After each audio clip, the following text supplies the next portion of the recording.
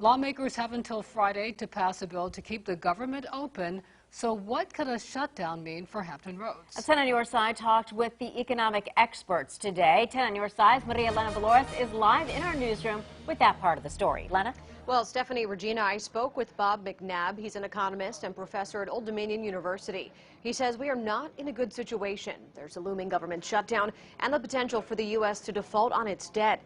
It's the second one in particular that has him most concerned.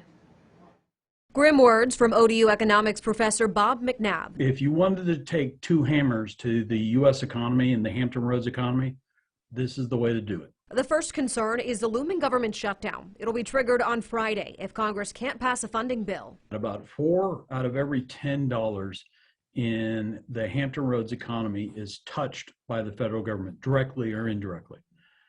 50% of that would likely stop in the event of a partial government shutdown.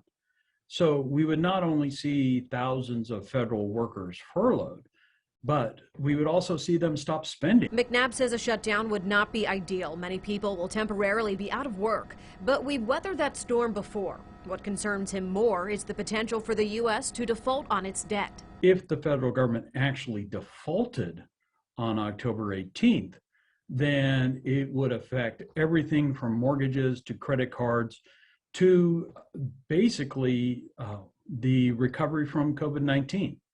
We've never had an environment before where we've had a global pandemic and a financial crisis. McNabb says that would raise interest rates, lead to job loss, and potentially spark an immediate recession.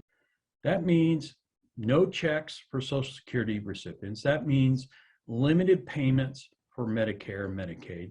That means federal employees and military personnel may see extraordinary delays in payments, let alone those who build weapon systems like carriers and aircraft.